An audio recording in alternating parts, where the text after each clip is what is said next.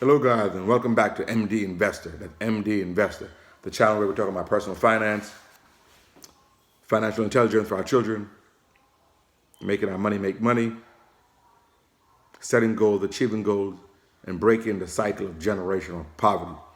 MD Investor. On Instagram, MD Investor 1. Thanks for all the support.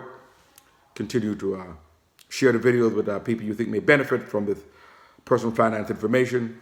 Subscribe if you want to be notified when new content comes out. We make new content weekly. And thumbs up, subscription, all that good stuff. Let's get back into it. Today's topic is how to quit your job responsibly. How to quit your job responsibly. I don't want anybody going there to work tomorrow and telling your boss, I quit, take this job and shove it. No, we're going to be responsible. How to quit your job responsible.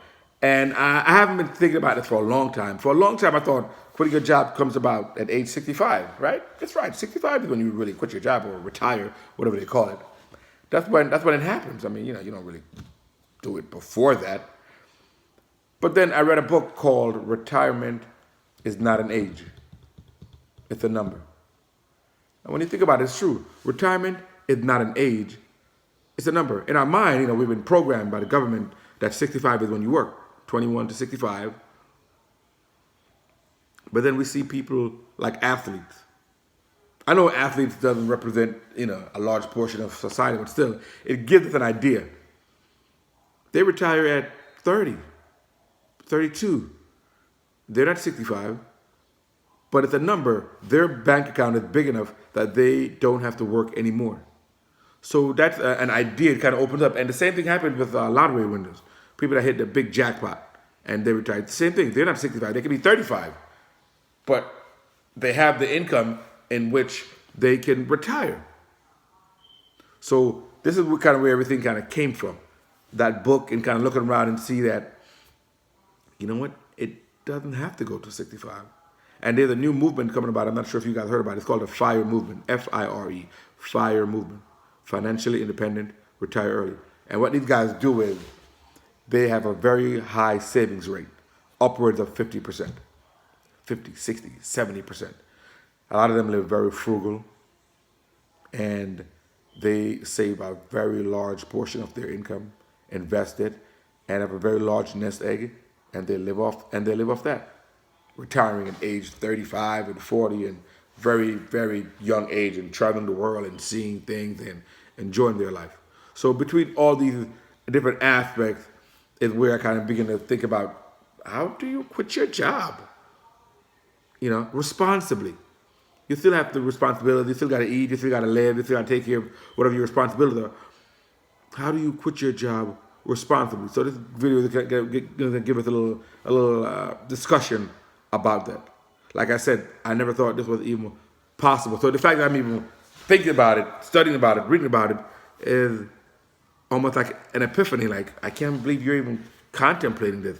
Is this even possible? Everybody works until 65. But that's not true. That's not true. So you can retire responsibly when you can replace the income from your job. Seems simple, common sense, but we have to get that concept down because it really puts us on a path that we need to travel. We can quit our jobs responsibly when we can replace the income from your job. So if you make $5,000 a month from your job, when you can replace that money by passive income, then you can quit your job. If you make $5,000 a month from your job, and now your investments or your assets are generating $5,000 a month, guess what? Now you're financially independent. Meaning what? You're independent of your job. You're able to maintain your lifestyle by bringing in the money that you require per month to live in the lifestyle you've become accustomed to.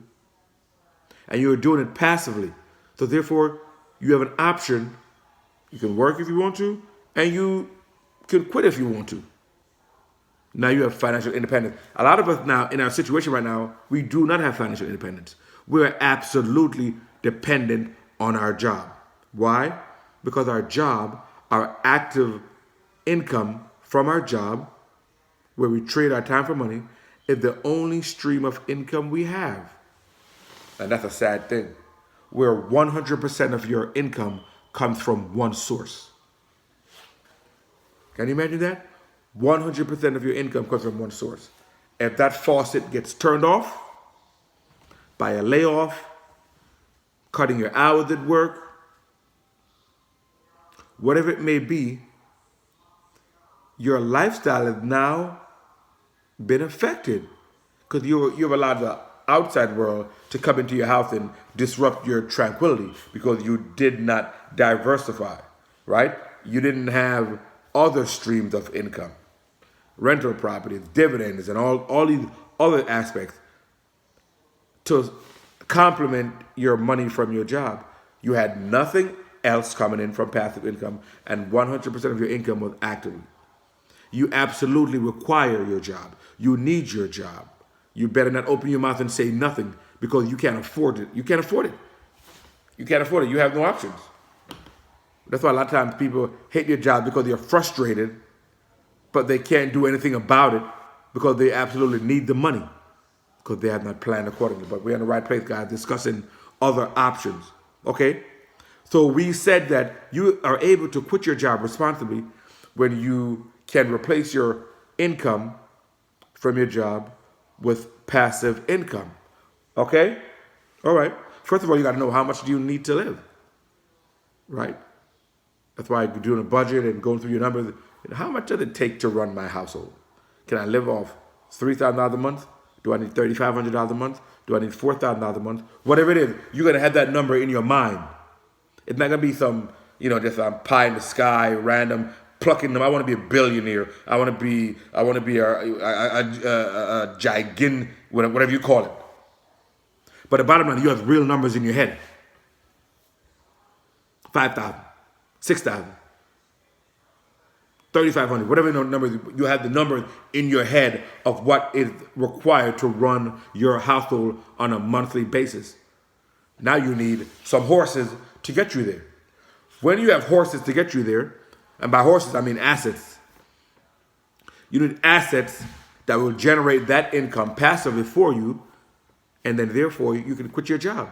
Because if I have 100% of my income from my job being replaced by a passive income, I don't have to work. Because I have, say for example, you have rental properties, right? Maybe you might have a rental property. You might have a duplex or a triplex, and you have rental income coming in every month. But at this point, it's not enough to replace it. Maybe it's only a percentage. It's only 10% of you represent only 10% of your income. Well, maybe you'll need 10 properties like that. Now you're motivated and you have a direction in which to go, right? 10% of my income is being replaced by my passive income from my rental properties. Well, I need 9 more income generating properties like that. And then I'll have my income from my job completely replaced by passive income. See how easy that was? It takes something like such a complex topic and you simplify it. How much do I need to live per month? What assets am I looking at to generate this income? How much of these assets generating by themselves per month? And they'll tell you how many of these assets would I need generating this type of income to replace my job. And that's the path you're on, okay? If I need 10 apartment buildings, if I need 4 duplex, if I need this number of dividend growth stocks, then that's what I'll do. I'll be on a path. I'll know that every month I'm going to buy a certain number of stocks. Or I know I need to get the down payment to buy this asset, get a mortgage, and then start collecting rent, and then rinse and repeat. And once you get to the numbers where you need it, you see the numbers, okay, my passive income is now 10% of my active income, okay, so I'm 90% depending on my job. Build up my passive income portfolio, and now my passive income is now equal to half of my job. Okay, I'm halfway there. And you're at the point now where your passive income equals your job, that's when you're financially independent, and you can say whether you want to work there or not.